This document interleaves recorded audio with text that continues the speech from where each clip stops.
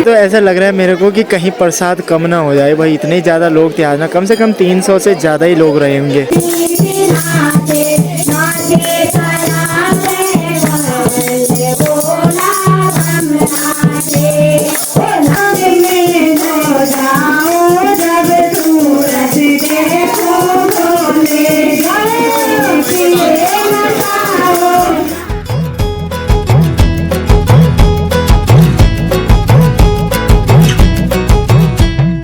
जय श्री राम चाचा जी, ठीक ठाक?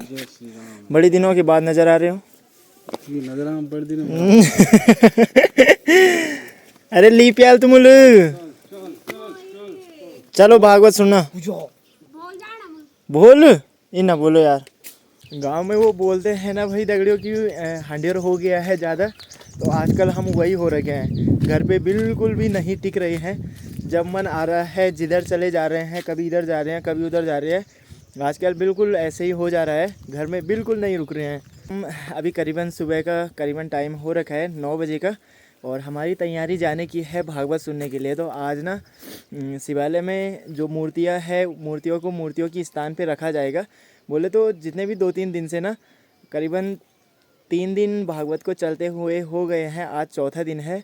तो आज संपूर्ण जो कार्य रहता है वो हो गया है। मतलब पहले दिन पानी में रखा, दूसरे दिन अनाज में रखा, तीसरे दिन फूल में, फिर एक दिन कल रात को मूर्तियों को सुलाया गया, और आज मूर्तियों को मूर्तियों के स्थान पे रखा जाएगा। फिर बाकी 11 तारीख तक तो लगातार भागवत चलेगा ही, लेकिन जो आज मूर्तियां हैं मूर्तियों को उनकी स्थान पे रख दिया जाएगा। साथ ही में भागवत में आपको देखने को मिलेगा आज कृष्ण का जन्म होना है, तो वो पार्ट आपको देखने को मिलेगा। तो वीडियो काफ़ी मज़ेदार सा होने वाला है। तो जितने भी चैनल पे नए हैं प्लीज़ चैनल को सब्सक्राइब कर ले, और जो पहले से जुड़े हैं उनका बहुत बहुत धन्यवाद। और बाकी लाइक कीजिएगा, कमेंट कीजिएगा, शेयर कीजिएगा अगर आपको वीडियो पसंद आए तो जल्दी से चलते हैं मंदिर में। बट उससे पहले अपनी वीडियो की स्टार्टिंग करते हैं। तो सुप्रभात दगड़ियों, प्रणाम, पहला नमस्कार आप सभी को। तो कैसे हैं आप सब?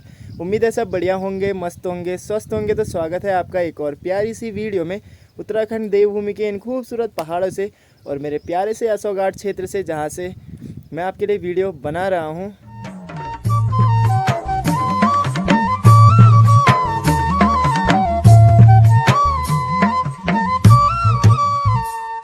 अभी के टाइम में मंदिर में भी पहुंच गए हैं, और बाकी लोग भी आ गए हैं, सारे लेडीज़ लोग। तो जो सारे लेडीज़ हैं ना वो भी शायद कलश ले जा रहे हैं मूर्ति पूजा के लिए, तो यहीं से भर रहे हैं।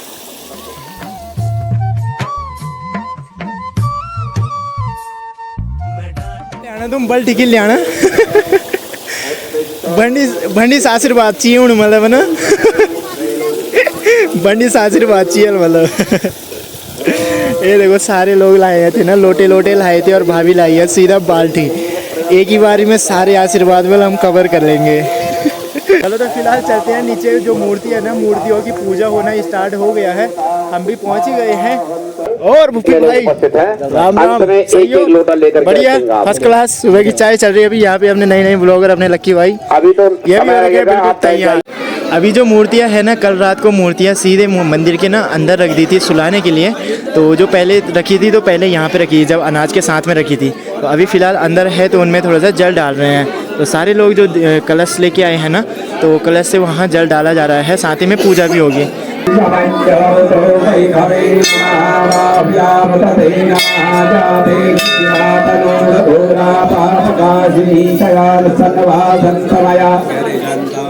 दिन तक ना मंदिर में पूरे पूजा चलती रहेगी। अभी नहला रहे हैं मूर्तियों को, और बाद में फिर और सारे कार्यक्रम होंगे और सारी प्रक्रिया जो भी रहेंगे। तो वीडियो बनाना मतलब ना अभी मुश्किल ही है, क्योंकि अंदर इतनी भीड़ लगी हुई है कि जाने का पैर छिड़काने तक की जगह नहीं है। तो जिस काम के लिए आए थे वो काम नहीं हो पाएगा। मतलब वीडियो बनाने के लिए आए थे ना पूजा की, तो पूजा की वीडियो बन नहीं पाएगी। तो चलो दिन से ही स्टार्ट करेंगे वीडियो बनाना। फिर अभी फ़िलहाल थोड़ा सा गधेरे में चलते हैं नहाने के लिए। अभी ये लोग तो चले गए हैं भाई नहाने के लिए, लेकिन ना मेरा मन नहीं कर रहा है नहाने का। और बाकी यहाँ से मार रहा है भाई बोले जंप। और भाई साहब, अरे उसने ना ना ना ना कमजोर है, कमजोर है।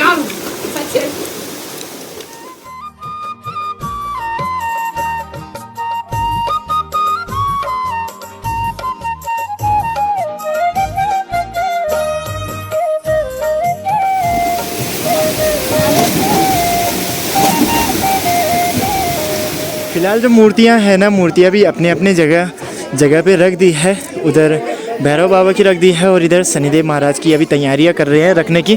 बाकी अंदर का पता नहीं है, क्योंकि अंदर देखो कितनी ज़्यादा भीड़ लगी हुई है। अंदर जाने का ना मौका नहीं मिल रहा है, तो अंदर भी कर रहे हैं थोड़ा सा खुदाई। और नंदी महाराज भी यहाँ पे रख लिए हैं। फिलहाल अभी आँखें बंद ही है, तो बाद में खोलेंगे आँखें उनके।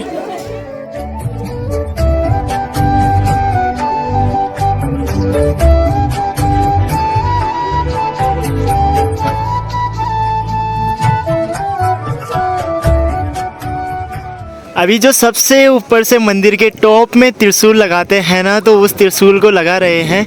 तो यहाँ देखो कितना टॉप लग रहा है भाई। जो ऊपर गए हैं ना उनको भी एक बारी को डर लग रहा होगा भाई, क्योंकि ऊपर से नीचे को देखने में ना कुछ ऐसा व्यू आ रहा है, देखो खतरनाक वाला। तो अभी मैं भी मंदिर के ठीक छत पे आ रखा हूँ, तो छत से देखो कुछ ऐसे दिख रहा है। और बाकी अपने सच्चू भाई जी तो मुस्कान देखो तुम, अलग ही मुस्कान है अपने सच्चू भाई जी की। संपूर्ण शरीर पर लगाना है। हाँ, ओम आं क्रीं ह्रौं यं ग्रं ग्लं वं सं हं सं। शिव शिवलिंग नंदी भैरव नरसरी गौरी गणेश स्कंद प्राणा ओम धं जुवायाम ओम धं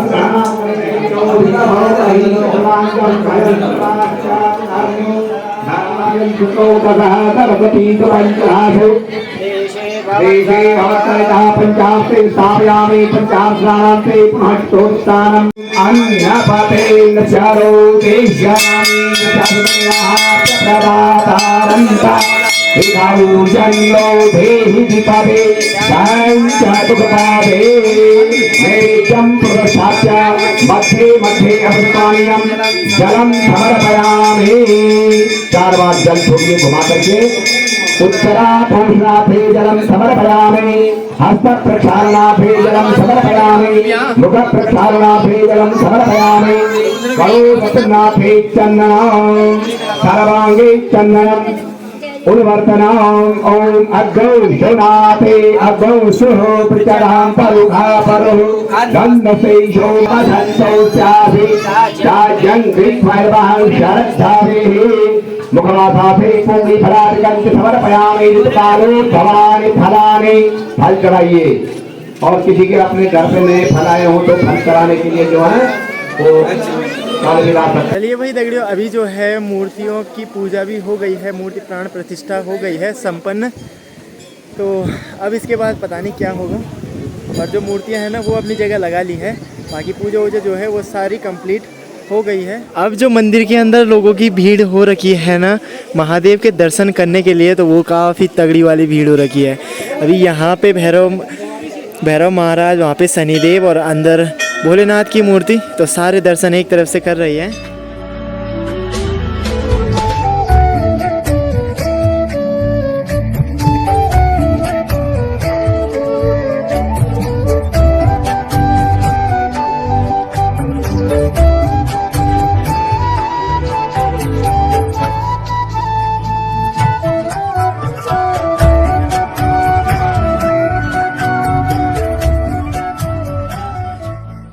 चलो अभी के टाइम में अपना खाना पीना भी हो गया है बढ़िया से, और अब बस भागवत शुरू होने की देर है। बाकी अभी और लोग खाना खा ही रहे हैं, और साथ ही में ना फिलहाल अभी 3 बजे तक ना भजन कीर्तन होंगे। उसके बाद होगा जो अपना भागवत स्टार्ट होता है वो तब होगा। तो फिलहाल अभी लेडीज लोग जितने भी हैं ना भजन कीर्तन कर रहे हैं।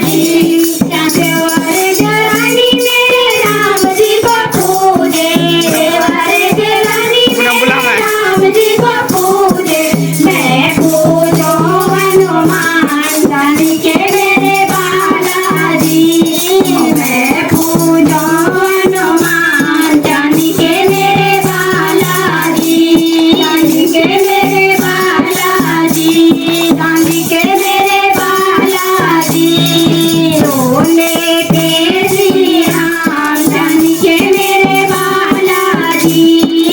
चलो तो आज तो अपने गांव के भी कुछ महिलाएं पहुंच गई है। देखो मौसी पहुंची है, भौजी पहुंची है, ताई और बूबू और चाची। चलो तुम्हारा भी मोस्ट वेलकम है। लग गया टाइम है।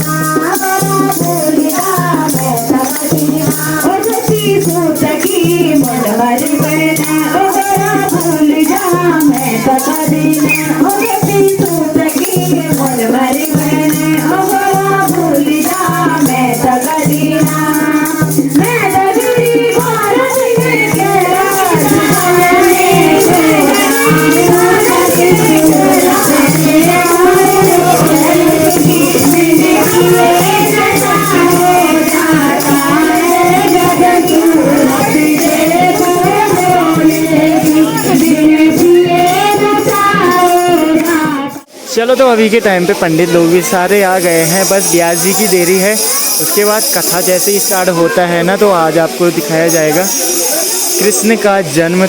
मेरे हिसाब से जो वो रहती है ना, डोली रहती है या वो रहता है, तो वो करेंगे शायद। तो चलो वो दिखाते हैं आपको। बाकी भीड़ भी थोड़ा थोड़ा करके ना और ज़्यादा हो रही है। और लड़कों ने तो आज भाई यहीं पे बना रखा है अपना सिंहासन। देखो सबसे आगे थे, बस देखेंगे तो आगे से ही देखेंगे, नहीं तो नहीं देखेंगे। चलो फाइनली ब्यास जी भी पहुंच गए हैं। और आदर ऐसे होता है भाई, देखो जैसे क्लास में कभी कुर्सी आते थे, सारे के सारे खड़े हो जाते थे ना, तो ठीक वैसे ही सिस्टम यहाँ भी हो रखा है।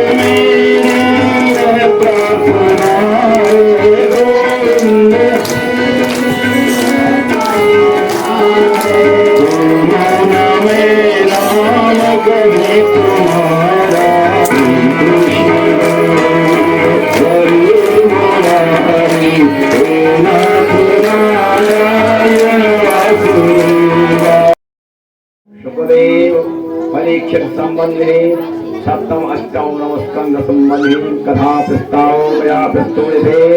उतारः सावधानतया शृण्वन्तु पूर्व कथाया प्रसंगः।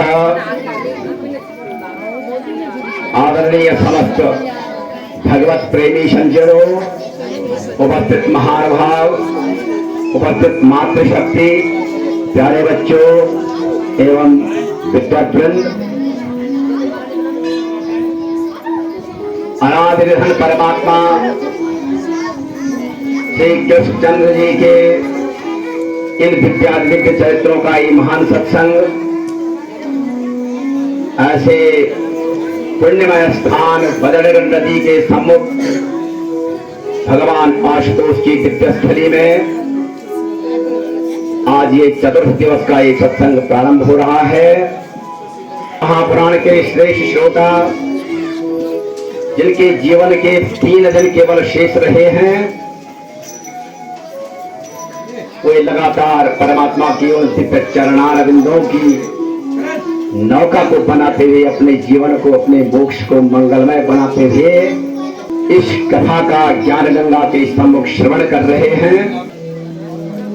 लगातार ऐसे श्रेष्ठ श्रोता हैं, या सत्संग तक मैं आपसे निवेदन करता हुआ आ रहा हूं, उस परमात्मा को देखने के लिए, उस परमात्मा को समझने के लिए, उस ईश्वर से संबंध बनाने के लिए त्रिविधोत्पादक नाशक परमात्मा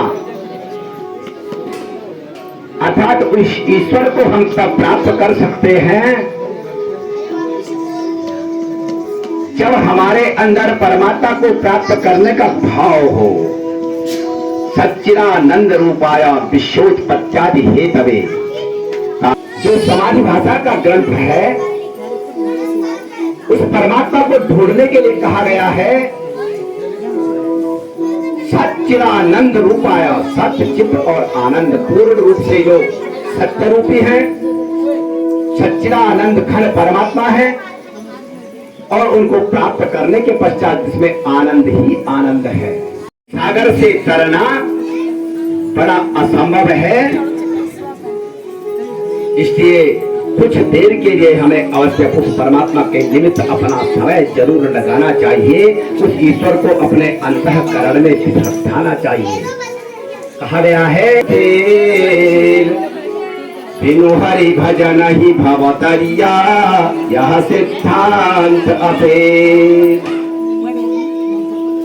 कहते हैं कितना से कितना कोई नास्तिक हो, लेकिन एक बार उसे परमात्मा के शरण में अवश्य जाना पड़ता है। कहा पानी को जो है जैसे हम दही का मथन करते हैं, ऐसे पानी को मथ करके हो सकता है किसी प्रकार से बारी मथे बड़ हो सकता है मक्खन लग जाए, घी बन जाए, और रेत को रगड़ते रगड़ते सिकताते बढ़ते, रेत को रगड़ करके हो सकता है कि कहीं तेल निकल जाए, लेकिन बिनु हरि भजन ही भवतरिया, भगवान के परमात्मा के दिव्य नाम का स्मरण न करते हुए यदि कोई भव सागर से पार कर जाए तो ऐसा असंभव होता है। उसने जो है उसको घुमा करके जब उसकी जुबान से राम राम निकला, तो ऐसे कई प्रकार कई ढंग से पूछते उसने जो है हिरण्यकशिपु के मुख से 108 बार जो है राम राम बुलवा दिया। राम नाम का जो जप हो गया, वो राम नाम का बड़ा कंजूस था। राम राम कभी नहीं बोलती थी।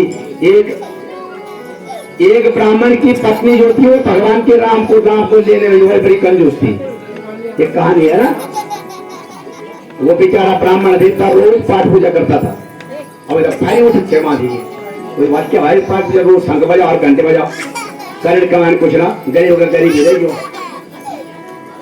ब्राह्मण के पास तो जो दक्षिणा आती है उसी से उधर पूर्ति करता है वो, बाकी कहाँ होता है उसका ब्राह्मण तो गरीब ही होता है, मुझ जैसा ऐसे गरीब ब्राह्मण। वो बेचारी बड़ी ईर्ष्यालु थी। मैं कल कहा था आपसे ये शोया नृतम भेक्षा हिंसा मान विवर्जिता, अर्थात जिसके अंदर असूया नहीं होती है, हिंसा मान विवर्जिता, जो हिंसा नहीं करता है, जो असत्य भाषण नहीं करता है, तेताम सत्यशीला नाम नाचता विफला क्वचित। लेकिन इसको तो एक दूसरे को देख करके बड़ी ईर्ष्या भी होती थी, बड़ी ईर्ष्या होती थी। भगवान के नाम का संकीर्तन करना, रोज क्या है ये, प्रातःकाल शंख बजाओ और बस जो मिल जाए उसे संतुष्ट हो, चाहो बाहर जाओ कहीं दूर, नौकर कर जाओ ही नहीं लगी है वहां पे तो 2-4 दिन परेशान हो गया बेचारा। कोई बार आज जान पड़ गया, कोई एक दिन उठा, चलता चलता चलता शाम को एक धर्मशाला में पहुंचा। कोई बार जान का ये हो संतरा आज तक नौकरी कर कैरी कहाँ जाए? धर्मशाला में एक कोने पे सायंकाल हो गई, रात्रि का समय, बैठ गया बेचारा। कुछ देर बाद वहां पर एक महात्मा आ गए। अब उसको साथ तो चाहिए ही था रात बिताने के लिए। तब तक एक महात्मा जी आ गए। उसने बेचारे एक मिनट बैठिए। उसने कहा क्या बात है? उसने कहा महाराज बस मैं तो महात्मा घूमता रहता हूँ। बोले बात त्यार क्या हाल जी? बस ना पूछो क्या हाल जी। उसने कहा घर से बड़ा परेशान हूँ, बस जैसे ही घर में जो है पूजा पाठ करता हूँ, पत्नी जो है वो बड़ा तंग करती है। क्या लगा रखा है रोज? शंख और घंटी की ध्वनि। रोज शंख बजाते और परमात्मा देते तो कुछ नहीं है, ऐसे रह गए हमेशा निर्धन के निर्धन। उसने झोले में हाथ डाला उस महात्मा ने और ये शंख निकाला। शंख ले जाओ भाई, शंख देगी तो ज्यादा तो शंख की जरूरत। अरे उसने कहा शंख नहीं, ये तो बहुत बढ़िया तेरे प्रमाण शंख है, जो मांगेगा वो देगा। बस तुम शंख बजाना, बस ये समझ तेरी नौकरी पक्की। अब आज से पत्नी परेशान नहीं होगी, ले जा तो इस शंख को। बात क्या कहना? बस शंख बजाना है, बस जो तेरे चाहो आ जाओ। ये दूसरे दिन फिर प्रातःकाल लगा वापस घर में। सायंकाल को घर में पहुंचा। आज ही अरे वो बात देख, मैं आज ऐसी शंख लाया हूँ, देवमय शंख, धन रूपी शंख। बस जो तू मांगे वो ये शंख तेरे को दे देगी। हाँ लगाई, आवाज आई, क्या चाहिए? उसने कहा सुंदर महल चाहिए। महल बन गया, जोरदार देखा उसने। उस तरफ से सुधर्मा आकर के इतना बड़ा कोठी सामने खड़ी हो गई। लेकिन उसकी जो है शर्त थी कि हमारी एक तो पड़ोसियों की दोनों होनी थी, डबल डबल होना था। दूसरी मकान बनी ईर्ष्या तो थी हो, बड़ी ईर्ष्या। उसने कहा हमारी एक कोठी लूंगी, दो चलो। उसने कहा देख लूंगी इसको। फिर दूसरे दिन बजाया। उसने कहा क्या चाहिए? कहा इतनी बड़ी कोठी है, पानी की कमी हो रही है, एक कुआं चाहिए। लोग घर में खुद ही कुआं, खूब पानी शराब लगा पानी। सीधे जो है पानी की कोई कमी नहीं। लोगों के घर के आगे दोनों कुएं खुद गए। फिर तीसरे दिन बजाया, अब क्या चाहिए? कोई मांगने आ रही है, कहां फुट जाए बस। और लोगों की तो वहां फुट गई। राधा कृष्ण भगवान की। अब सबके सब अंधे हो गए, गांव वाले, अगल बगल के पड़ोसी सब अंधे। आप बेचारे क्या हुआ? लोग बाहर आए, घर के आगे तो कुआं खोला हुआ था, लोग कुएं में गिर गए। वही भर दिए, छह सहता था, काम चल रहा था। तो ऐसी ईर्ष्या के द्वारा जो है भगवान के नाम को जो है उसने कहा, अरे इसने जो है आज भगवान का नाम ले दिया, भगवान के नाम का संकीर्तन कर दिया। उसको आश्चर्य हुआ। 108 बार जो है भगवान के नाम का जो संकीर्तन हुआ और उसी के फल स्वरूप उस माता कयादु के गर्भ में जो है श्रेष्ठ परमात्मा भगवान मर्यादा पुरुषोत्तम भगवान राम का भक्त जो है प्रहलाद का प्राकट्य होता है, प्रहलाद का जन्म होता है। प्रहलाद जैसा भक्त प्रहलाद, ऐसा भगवान का भक्त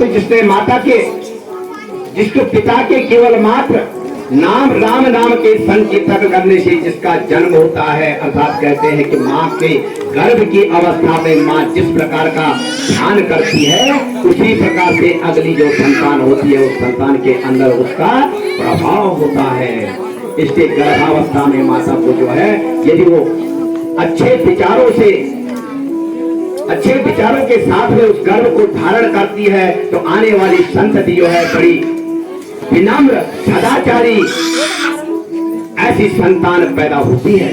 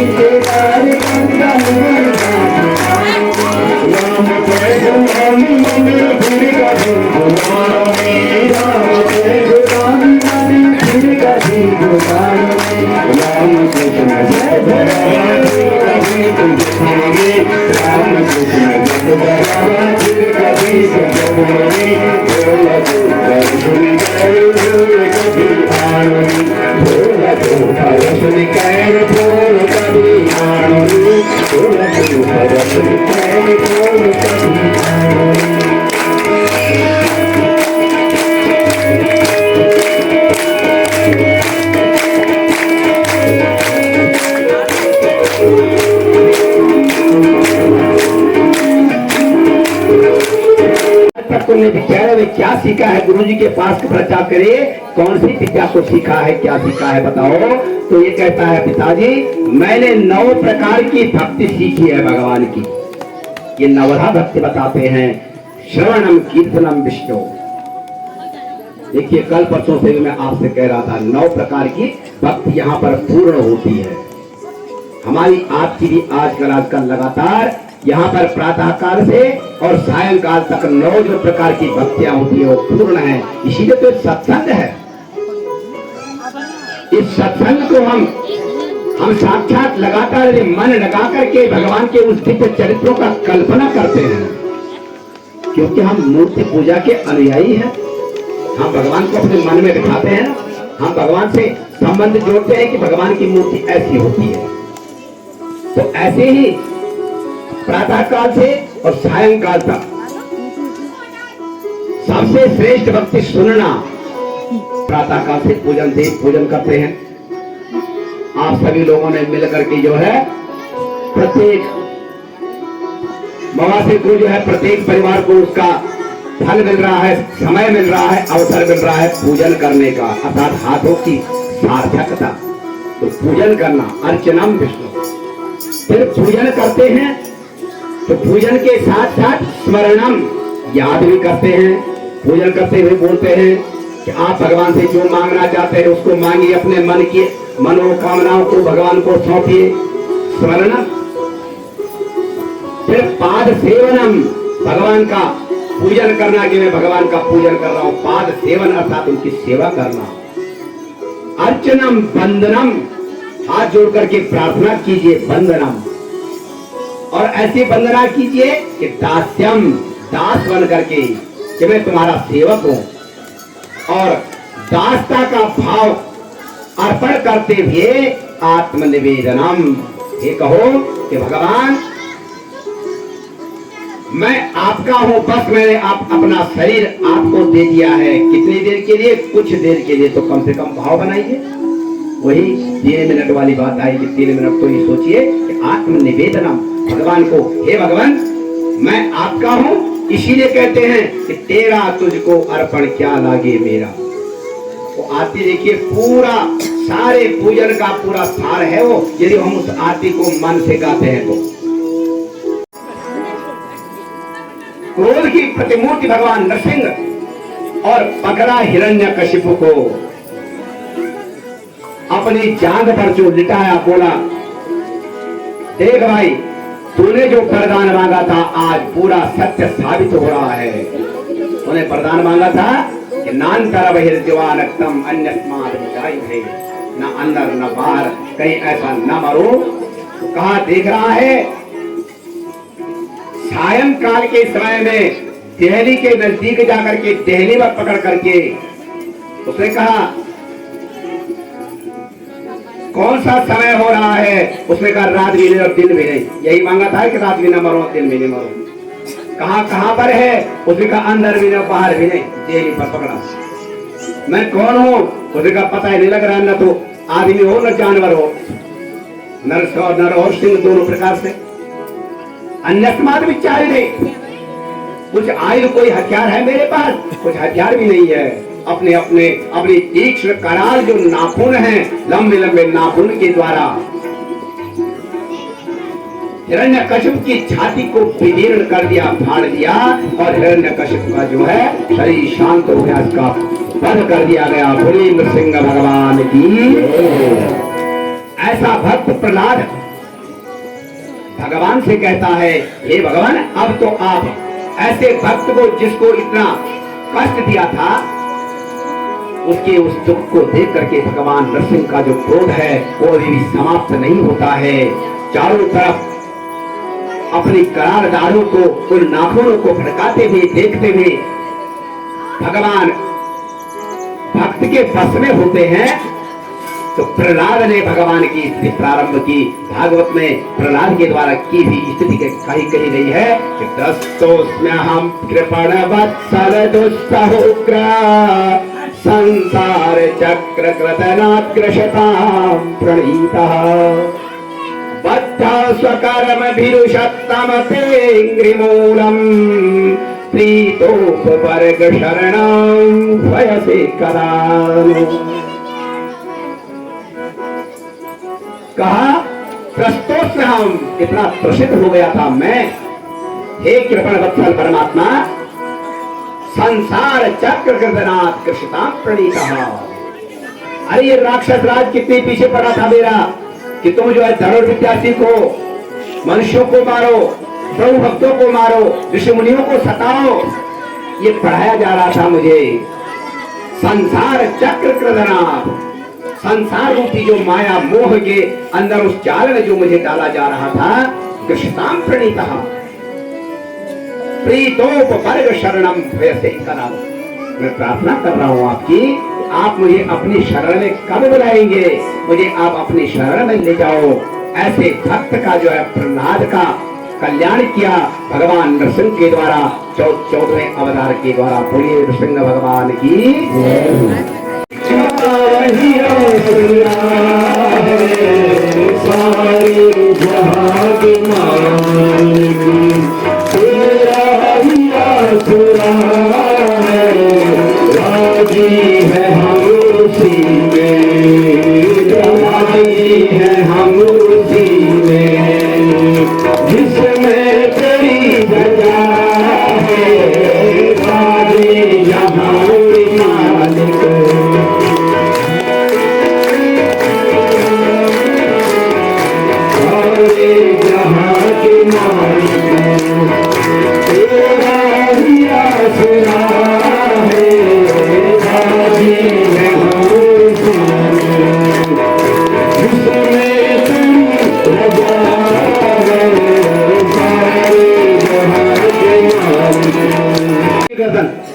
और उसके गर्दन काट रहता था, वो नीचे भी चला गया। तो राहु और केतु बन गए। राहु और केतु की जो है अलग अलग गर्दन काटने के बाद भी जो मरता नहीं, कि भाई तो अमृत तो है, उसने उस अमृत को पी लिया था। इस प्रकार से अमृत का बंटन हो गया। उन्होंने कहा हमारे साथ में बहुत बड़ा अन्याय हो गया, फिर करो उसको मदन द्वारा निकालो। फिर बताओ, उन्होंने घुमाया उसको मंदराचल पर्वत को, और तब उसमें से जो है एक सुंदर युवती के रूप में साक्षात माता महालक्ष्मी निकल गई। और वहां छोड़ो अमृत रुपये राक्षस हुआ थी, लक्ष्मी नहीं दे दो अंदर। तुमने हमको अमृत नहीं दिया, लेकिन लक्ष्मी दे दो हमको। हम लक्ष्मी किसको नहीं चाहिए, सबको चाहिए ना। लक्ष्मी के पीछे तो सब खींचतान लगी रहती है। जीवन में कितनी संपत्ति आ जाए, कितनी लक्ष्मी कमा लो, कितनी जमीन जायदाद जोड़ दो, उस लक्ष्मी के पीछे सब के सब अहम पूर्वम, अरे पहले मुझे दो, पहले मुझे दो। लेकिन लक्ष्मी हाथ में जो है कौस्तुभ मणियों की माला को लेकर के,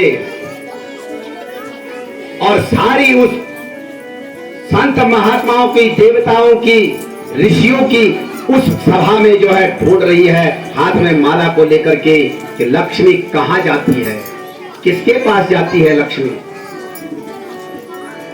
लक्ष्मी सबके पास है। आज तो बड़ी कृपा है लोगों के पास ऊपर लक्ष्मी की, लेकिन लक्ष्मी का उसका सदुपयोग हम उपयोग कैसा कर रहे हैं, उस लक्ष्मी को हम किस प्रकार से संजो करके रख रहे हैं। लक्ष्मी तो क्या है, तरंग भंग चपला, चंचल है, किसी के पास दिखती नहीं है। आप उसको पकड़ करके नहीं रख सकते हैं, बांध करके नहीं रख सकते हैं। लेकिन जिसके पास आती है, आ रही है, पर्याप्त परमात्मा की कृपा से सबके पास आ रही है। लेकिन एक कथा सुनने जाना है, लेकिन नहीं, प्रतिकूल। और जो पतिदेव ने बोला कथा बैंक में जाना है, तो रामनगर जाने आज कथा सुनने जाना है, हमेशा उसके प्रतिकूल बोलो। वहां लक्ष्मी नहीं आती है। परस्य वैश्वाभिरताम, और अपना कार्य छोड़ करके अनर्गल बातें करना, दूसरे के स्थान, दूसरे के साथ में, दूसरे के घर में बैठ करके, दूसरी माता के बहन के साथ में बैठ करके अनर्गल बातों की जो है जिक्र करते रहना, प्रतिकूल वादनी परस्य बेस्वाविरता। और तब दूसरी बात तो बोलनी क्या है, उसके बारे में तो अब बोल रहे हो तो गया सब। एवं विधान स्त्री परिवर्ज्य। क्या कहते हैं, सबसे बड़ा आभूषण स्त्री का जो आभूषण है वो लज्जा। नारी नाम भूषणम लज्जा। स्त्री का आभूषण होता है लज्जा। तो उस लज्जा को जिसने त्याग देना है उसके घर में लक्ष्मी नहीं आती है। एवं विधान स्त्री परिवर्ज्य।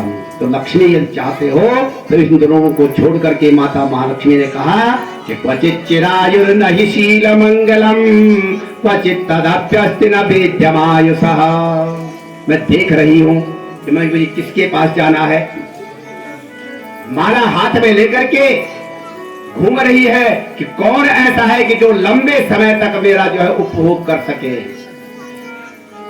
मार्कंडेय ऋषि ये लंबी आयु वाले हैं, लेकिन नहीं शील मंगलम, इनका स्वरूप अच्छा नहीं है। लंबी चौड़ी जटा जूट दाढ़ियां रखी हैं, इनके पास नहीं जाऊंगे।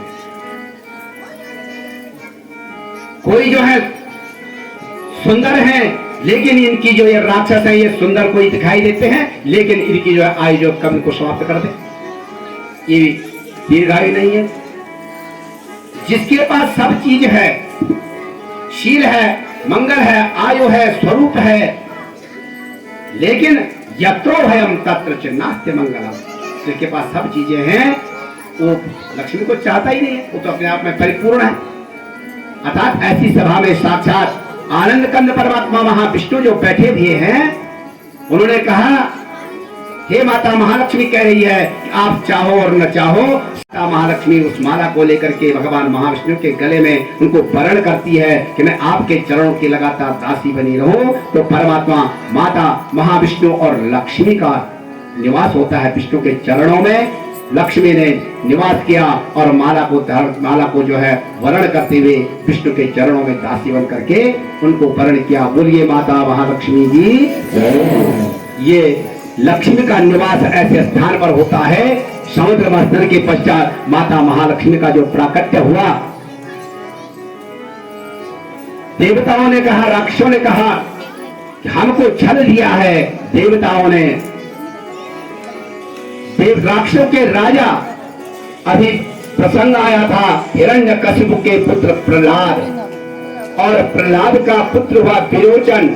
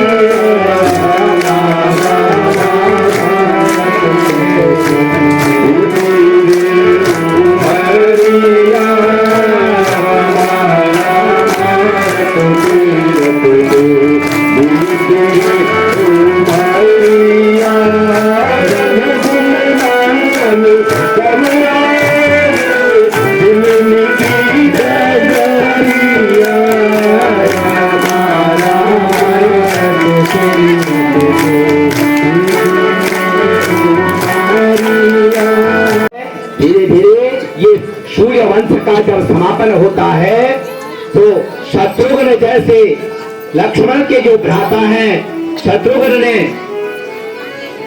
यमुना नदी के किनारे पर मधु जैसे वन में लवणासुर नाम का राक्षस, वहां पर मधु नाम के दैत्य का राज्य, मधु दैत्य को मारा और यहाँ पर मथुरापुरी का निवास किया, मथुरापुरी बसाई। और मथुरापुरी में उग्रसेन सूरसेन जैसे, उग्रसेन नाम के राजा, सूरसेन नाम के राजा का पुत्र वसुदेव, और उग्रसेन नाम के राजा का पुत्र कंस, और यहाँ पर जो है देवकी जैसी, देवक की बहन देवकी, और इनका जो है आपस में ये प्रसंग वसुदेव सुखदेव जी महाराज परीक्षित महाराज को श्रवण कराने जा रहे हैं। तो समस्त 9 स्कंदों का पाठ पढ़ा और 9 स्कंद की जो है एक श्लोक में कहा अब ये राममय बना या नहीं बना। भगवान कृष्णचंद्र के जो चरित्र है भगवान भागवत का जो 10वां स्कंद है उसको इस दिव्य भागवत को आपसे मैंने निवेदन किया था कि भागवत वो वस्तु है, भागवत वो पुराण है, भागवत वो परमात्मा है साक्षात जो साक्षात भगवान की वांगमय मूर्ति है।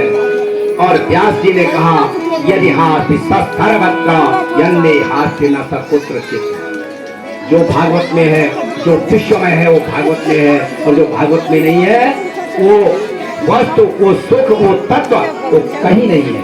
पुत्र से होगा मेरा पद, मेरी मृत्यु 8 बजे से होगी, तो पहला है, इसको ले जाओ वापस।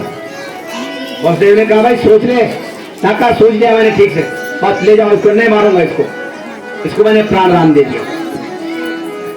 वसुदेव जी ने कहा इसका विश्वास तो कुछ नहीं है, दुष्ट है ना, दुष्ट की प्रकृति का पता नहीं लगता है, बोलता कुछ है, सोचता कुछ है, करता कुछ है, ये दुष्टों की प्रकृति होती है ऐसी। मनस्यन्यत वचस्यन्यत कर्मण्यन्यत दुरात्मना, और मनस्येकम वचस्येकम कार्य एकम महात्मना। जो श्रेष्ठ पुरुष होते हैं, सत्यवादी जो लोग होते हैं, वो जो बोलते हैं वो करके छोड़ते हैं और उसी प्रकार का अनुकरण भी करते हैं, वही सोचते भी हैं, वही करते भी हैं और वही बोलते हैं। लेकिन दुष्ट नहीं करता है ऐसा। दुष्ट कुछ बोलता है, कुछ सोचता है और कार्य रूप में परिणत कुछ और करता है। भाई दुष्ट है, इसका कोई भरोसा नहीं।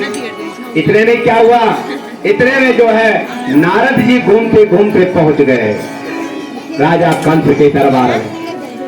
कंस ने प्रणाम किया, कल्याण हो भाई राजा कंस तुम्हारा।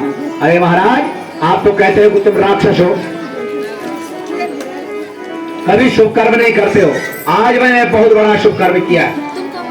क्या काम किया भाई? कहा मेरा भांजा आया था मेरे पास मारने के लिए, मैंने उसको प्राण दान दे दिया। पुण्य किया था वो पाट दिया यहीं पे, मैंने उसको प्राण दान दे दिया। नारद जी ने कहा अरे ये राक्षस, इसके पाप की पोटली जल्दी जल्दी भरनी चाहिए। नारद जी ने रेखाएं खींची, 8 रेखाएं। कहा भाई गिन, इसमें 8वां कौन सा है? वही एक तरफ है 1 2 3 4 6 7 8, वही ने बैठ गया 1 2 3 4 5 6 7 8, बोला इन्हें बैठे 8 है, इन्हें बैठे 8 है। इसका क्या मतलब? अरे उसने कहा तुझे पता नहीं ये देवता है, इनकी माया का पता नहीं है। उसने कहा तो हो सकता है कहीं ये 8वां तो नहीं है जो पहला हुआ है। उसकी बुद्धि भ्रमित हो गई, उसने कहा हो सकता है यही 8वां होगा। बोला मार दियो। नारद ने कहा मैं क्यों कहूँ कि मार दे भाई, मैं तो कह रहा हूँ उसको मार दे। पर एतावे देवता प्रायः, ये देवता जित चले गए, संशय का अंकुर बो गए, मन में भ्रम हो गया। उसने कहा हो ना हो कहीं यही 8वां और कल मेरे को मार दे। ये उठा उसी समय सीधे सूतिका ग्रह में गया, इसने पकड़ा उस बालक को, जिस बालक को अपनी छाती से लगा करके माता देव की दुग्ध पान करा रही थी। इसने आव देखा रखा और पकड़ा, अपोत या पृष्ठे प्रस्तोर मूर्त सौध रहा, और पकड़ करके उस मासूम बच्चे को माता देवकी के देखते देखते पत्थर पर धड़ाम से उसका सिर मारा और उसके जो है प्राण पखेरु उड़ गए। पहला पुत्र समाप्त हो गया। ऐसे करते करते 6 पुत्र समाप्त हो गए। सप्तमम वैष्णवो धामा यमनंतम पृथक्षते। धीरे धीरे 8वें का नंबर आने वाला है, कंस भयभीत होने वाला है। इनको कारागृह में बंद करके 7वां गर्भ जो था, योग माया ने, भगवान ने योग माया को बुलाया। कहा भगवान क्या आज्ञा है बताओ। कहा अब मेरा अवतार का समय हो रहा है। तो मैंने जाकर के वसुदेव और देवकी नाम के जैसे जो यादव जाकर के वहां बस माता देवकी के गर्भ में 7वां गर्भ है, मेरे श्रेष्ठ ज्येष्ठ भ्राता का, उस गर्भ को अपनी माया के द्वारा, माया अर्थात जो सबको लिप्त करती है, सबको भ्रमित करती है, वो है माया। उस योग माया को बुलाया, जिस माया का पता ही नहीं लगता है। कहा जाकर के उस गर्भ को उठा करके तुम वसुदेव जी की दूसरी जो पत्नी है रोहिणी माता, उस माता के गर्भ में स्थापित कर देना। होगा अंशभूत में पूर्णावतार के रूप में जो है माया के द्वारा ठीक उसी समय गोकुल में जाकर के तुम जन्म लेना और हम दोनों का स्थान परिवर्तित हो जाएगा। हम एक मेरे स्थान पर तुम और तुम्हारे स्थान पर मैं आ जाएंगे। योग माया ने कहा ठीक है भगवान। उस गर्भ को उठाया, रोहिणी के गर्भ स्थापित हुआ। माता देवकी का 7वां गर्भ खंडित हो गया, फैल गया कि 7वां पुत्र नहीं होगा, ये समाप्त हो गया है। माया ने उसको कहीं दूसरी तरफ जो है स्थापित कर दिया, तेल ग्रह में परिवर्तित कर दिया गया। 8वां भगवान का अवतार आने वाला है, कंस का शत्रु नजदीक आने वाला है। कंस जो है भयभीत होने लगा, लगातार आसीनम संतिष्ठन् भुंजानम पर्यटन वही। यही आपसे निवेदन कर रहे हैं कि भगवान के स्वरूप को किसी भी रूप में याद करो। और माता देवकी का जो मुखमंडल है वो अन्य वर्षों की बात अब की बार अत्यधिक तेजी से मानो चमकता हुआ दिखाई दे रहा है। जरूर मेरा शत्रु आने वाला है, मेरा दुश्मन पैदा होने वाला है। कंस जो था आसीनम संतिष्ठन्, सोते हुए, उठते हुए, खाते हुए, चलते हुए, भुंजानम पर्यटनमहि, ऐश्वर्यस्य समग्रस्य धर्मस्य यशसा श्रिया। वो है भगवान। ऐसे तो भगवान कई है भगवान। आज भारतवर्ष में भी कई 400 भगवान होंगे लगभग। मर्यादा पुरुषोत्तम भगवान राम का भी अवतार हुआ है, क्योंकि वो दूसरा कोई जन्म नहीं हुआ है। प्रत्येक जो भगवान है उसका अवतार होता है।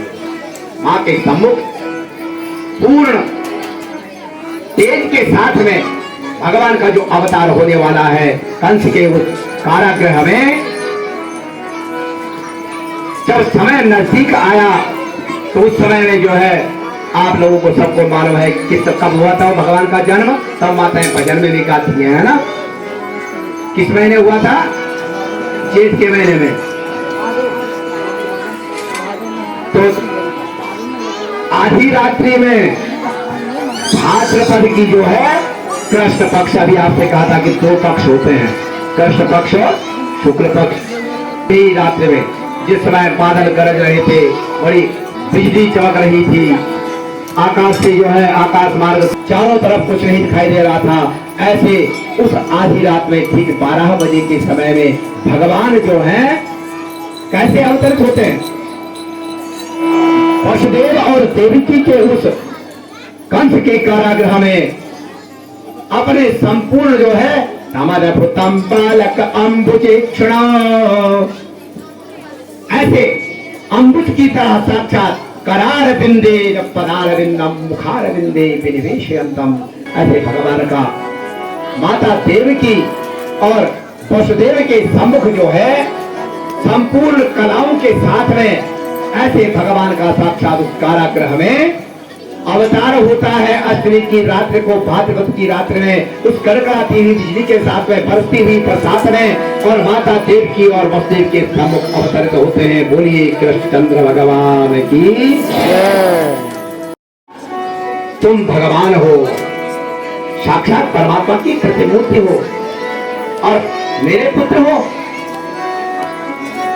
कहा उपसंहर विश्वात्मन अधः रूप अलौकिक, शंख चक्र गदा परमो श्रिया दुष्टम चतुर्भुजम। कोई विश्वास नहीं करेगा कि तुम मेरे पुत्र हो।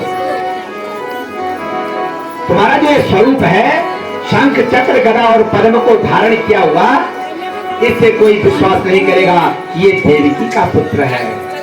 इसके भयभीत है माँ, ये साक्षात परमात्मा है, लेकिन इसको कंस तब भी मार देगा। इसे ऐसा पता न लगे कंस को कि तुम मेरे पुत्र के रूप में अवतरित हुए हो, तुम मेरे पुत्र के रूप में तुमने मुझे दर्शन दिए हैं। तो कहा माँ यदि कंसाद विभीषित्वं तर्हिमां गोकुलं नयः। हे माँ, यदि तुमको डर है उस कंस से तो तुम मुझे यहाँ से उठा करके और नंद बाबा और माता यशोदा के घर में गोकुल में भेज दो। यदि तुम कल से डरती हो तो, कल से तुम्हें डर है तो तुम मुझे जो है गोकुल में भेज दीजिए। और जैसे ही कहते हैं जहां राम तहां काम नहीं, जब मैं था तब हरि नहीं, अब वह वो अब हरि नाय, अब हरि है तब मैं नाय, प्रेम गली अति साकरी तामे दोन सवार। ऐसे भगवान का परमात्मा का ईश्वर का जो प्राकट्य हुआ, जो स्पर्श हुआ, ब्रह्म के स्पर्श से कोने पर पड़ी हुई सूप जो थी उसमें वसुदेव जी ने उस भगवान को रखा और जो भगवान का स्पर्श किया, सारी पेड़ियां जो थी वो खुल गई, हथकड़ियां खुल गई, दरवाजे खुल गए, चारों तरफ से चौकीदार जो थे वो सो गए, प्रगाढ़ निद्रा में सो गए। और वसुदेव जी ने जो है भगवान को उस सूप में रखा। और चलिए 5 बज की अष्टमी की रात्रि को जब बरसात हो रही है बड़ी जोर से, तो यमुना नदी के किनारे पर, यमुना नदी पर प्रयाण करते हैं और ऊपर से बरसात हो रही है। एक नवजात शिशु, उनके पीछे से जो है शेष साई भगवान शेष नाग ने जो है अपनी धड़ाओं को फैला करके और यमुना के जल में जो प्रवेश करते हैं, यमुना नदी जो है छलकने लगी, ऊपर को आने लगी, प्रवाह बढ़ने लगा। अरे मेरे पिताजी डूब जाएंगे। माता यमुना जो थी ऊपर को छलक रही है भगवान के उन दिव्य चरणार बिंदुओं का स्पर्श करने के लिए। और वसुदेव जी जो है चलते जा रहे हैं छलक के ऊपर को। जो भगवान की, भगवान की। ऐसे ही वसुदेव जैसे यादव भगवान कन्हैया को लेकर के आज यहाँ पर भी एक झांकी के रूप में देखिए बाल गोविंद भगवान के आप जो है दर्शन करेंगे। बोलिए वृंदावन बिहारी लाल की। प्रणाम कीजिए उस बाल स्वरूप को, परमात्मा का बालक का स्वरूप कन्हैया का परमात्मा का स्वरूप होता है, उसका हृदय बड़ा पवित्र होता है। ऐसे बालक के रूप में, भगवान के रूप में आज कन्हैया हमारे बीच में अवतरित हो रहे हैं। वृंदावन बिहारी लाल की, मुकुंद भगवान की। ऐसे चले, हवा चबल नहीं मचानी है, आराम से बैठिए, थोड़ा सा भूल जाइए, आपने जो चलावा करना है बैठ करके चलावा कर दीजिए, बैठ जाइए।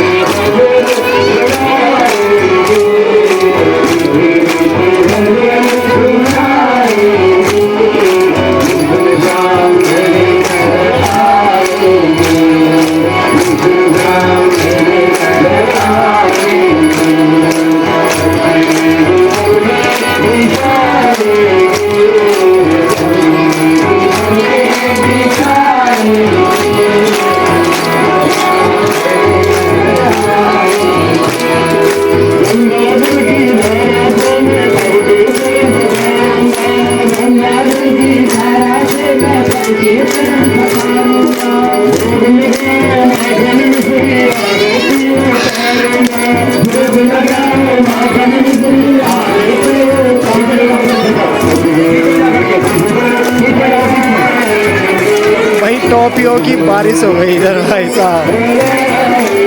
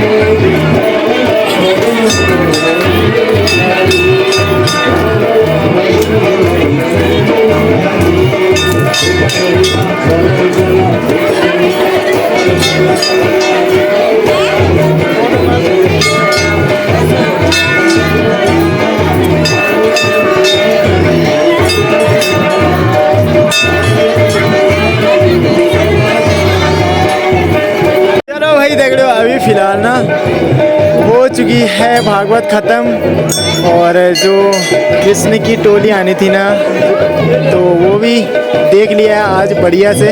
तो फिलहाल ये देखो इन्होंने ऐसे तंग कर रखा है ना, मेरे को ऐसे तंग कर रखा है। ये मतलब तल्ला विधाकोट में ये पनौती हो तुम दोनों तल्ला की विधाकोट में